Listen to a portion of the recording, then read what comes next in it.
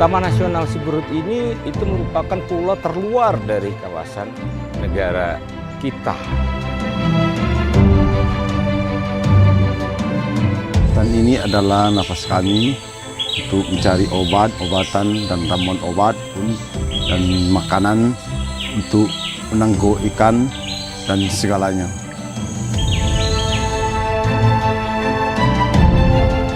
Harapan saya hutan yang masih ada sekarang ini, mari kita kerjasama dengan pemerintah menjaga keamanannya dan memberi kesadaran kepada masyarakat supaya hutan tetap lestari.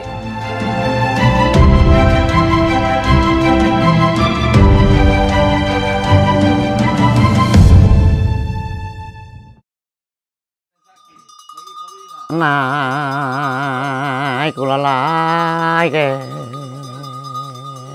tai ningen mung le oi mai lao. Kami masih bergantung dalam hutan Siberut karena kami hidup dalam hutan, ambil rotan, ambil obat-obatan dan untuk tempat cari makan. Si cây đa mu ga ga si cây la mo. Kalau dulu masyarakat Siberut enggak juga tinggal di hutan. Kalau ke hutannya cuma ambil rotan untuk mencari kehidupan aja, Pak. Untuk kalau perlu untuk sampan kayak gitu.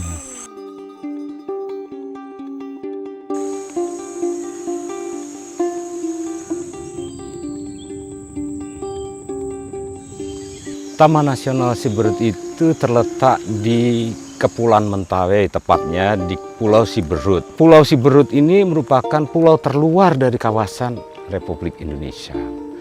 Otomatis sebaliknya, Pulau Siberut ini adalah pulau terdepan apabila orang luar masuk ke kawasan Republik Indonesia yang tujuannya ke Provinsi Sumatera Barat khususnya. Kepulauan Mentawai itu ada 3 pulau besar di sana, Pulau Sipora, Sikakap, dan Siberut. Taman Nasional Siberut ini ada di Pulau Siberut yang arealnya hampir separuh dari luas Pulau Siberut. Kurang lebihnya itu seluas 190.500 hektar. Taman Nasional Siberut ini merupakan taman nasional karena ditunjuk karena punya beberapa potensi di sana. Antara lain ada beberapa jenis spesies yang tidak terdapat di taman nasional lain dan juga ada masyarakat adat yang mendiami di kawasan Taman Nasional Siberut, yaitu suku Mentawai yang sampai sekarang masyarakat adatnya masih ada dan budayanya masih terpelihara dengan baik. Kearifan lokal masyarakat adat di Mentawai ini yang menunjang pelestarian Taman Nasional. Contohnya, dalam memenuhi kebutuhan hidupnya sehari-hari, itu masyarakat Mentawai tidak seenaknya sendiri memanfaatkan potensi alamnya. Contoh, berburu binatang satwa hanya sebatas untuk makan saja, tidak dijual. Sehingga bisa kita duga satwa yang ada di sini termasuk tumbuhan untuk konsumsi setiap hari itu tidak akan punah karena sangat bijak memanfaatkannya. Itu yang pertama. Yang kedua, mereka ini nomaden, berpindah-pindah. Artinya ketika dia menggarap satu areal tidak dieksploitasi besar-besaran. Ketika sudah cukup, dia berpindah untuk memanfaatkan potensi yang sudah memang waktunya untuk dimanfaatkan. Sehingga dengan kearifannya dia berpindah-pindah, itu juga tidak mengancam kerusakan kawasan. Kalaupun ada pembakaran, mungkin untuk mengolah bahan baku makanannya, untuk dimasak dan lain sebagainya. Sehingga itu tidak menimbulkan potensi kebakaran hutan yang sebegitu luas. Karena dijaga. Ketika sudah selesai masak, ya dimatikan.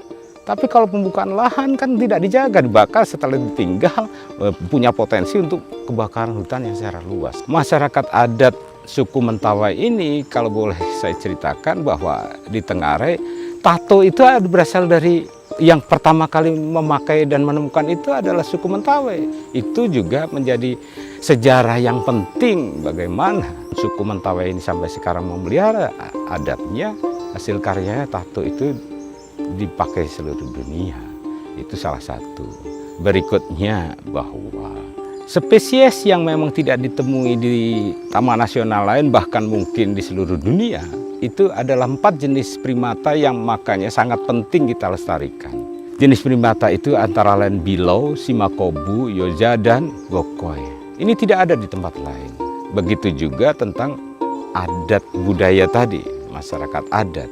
Kearifan lokal masyarakat adat itu sangat menunjang taman nasional. Kenapa? Karena kalau misalnya tidak didiami oleh suku Mentawai, mungkin kawasan taman nasional itu tidak ditunjuk mulai awal karena ekosistemnya tidak menunjang sebagai kawasan pelestarian alam di sini. Seperti diketahui, definisi cagar biosfer adalah kawasan yang terdiri dari ekosistem asli, ekosistem unik, dan ekosistem yang telah mengalami degradasi yang secara keseluruhan unsur alam yang dilindungi dan dilestarikan bagi kepentingan penelitian dan pendidikan. Nah, dari kriteria itu, Siberut pantas untuk ditunjuk sebagai cagar biosfer, sehingga masyarakat dunia pun harus care memeliharanya.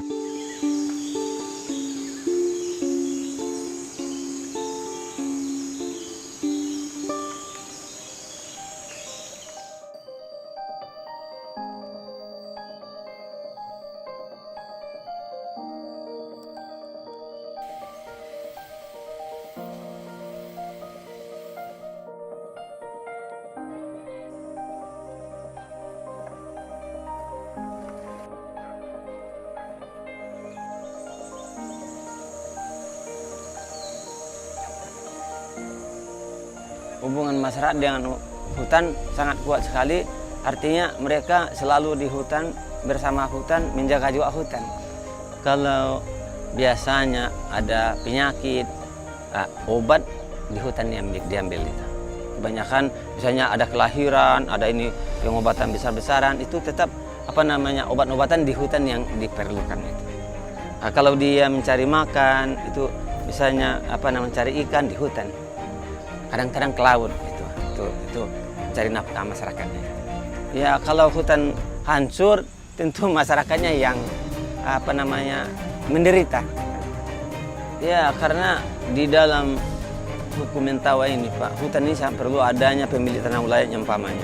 Jadi di dalam itu sesuku ini tidak boleh diganggu gugat karena ini yang namanya seperti napasnya sendiri. Kalau diambil pun satu hasta bisa terjadi sesuatu konflik besar. Harapan saya hutan ke depan, menurut saya hutan ke depan sekarang yang belum diganggu gugat, kita lestarikan saja dulu. Kalau diperlukan ya kita kompromis dulu. Tidak semudah itu satu orang hanya membabatnya atau menguasainya. Kalau menurut saya adanya hutan sangat tergantung kita kepada hutan. Misalnya kalau kita perlu kayu, ambil kayu misalnya. Kalau di hutan itu ada misalnya di situ perlu ikan di sungai, di sana dijaga. Pokoknya perlindungan kita di hutan itu ada, menurut saya. Jadi dengan adanya hutan, masyarakat sangat mengharapkan hutan ini. Tanpa hutan, mereka juga merasa tidak senang. Kalau di tempat yang terang, di tempat yang gundul, tidak mungkin mereka hidup. Mulai sekarang mereka merasakan bahwa hutan tidak sembarangan ditebang.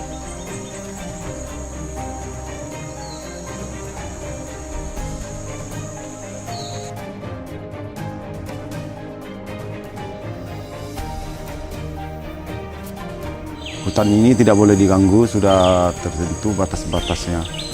Ya, kalau Taman Nasional kami suka melindungi hutan kami. Karena kalau tidak ada Taman Nasional, hutan kami menjadi rusak.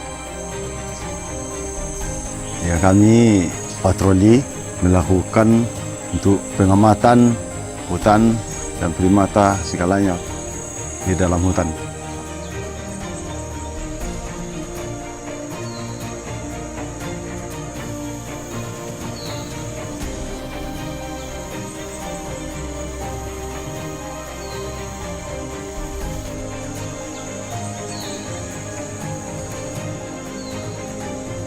harapan saya hutan yang masih ada sekarang ini, mari kita kerjasama dengan pemerintah, menjaga keamanannya dan memberi kesadaran kepada masyarakat supaya hutan tetap lestari. Caranya sekarang misalnya kalau kita tebang kayu, tentu harus kita tanam lagi tanaman yang menggantikannya supaya tetap hijau, tidak gundul dan tidak musnah.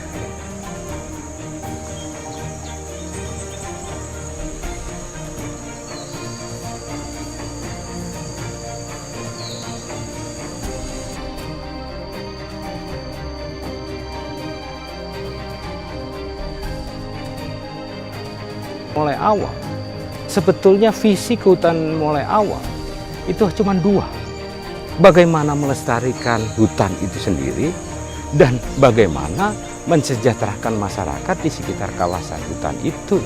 Tapi faktanya sampai hari ini pun, entah sampai kapan, itu dua-duanya belum terwujud. Bahkan makin menjauh dari cita-cita ideal itu.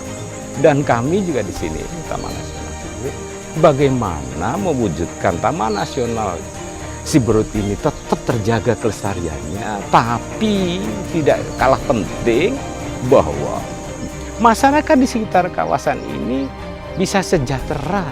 Potensi-potensi yang ada di dalam kawasan Taman Nasional itu bisa dimanfaatkan dengan tidak merusak kawasan.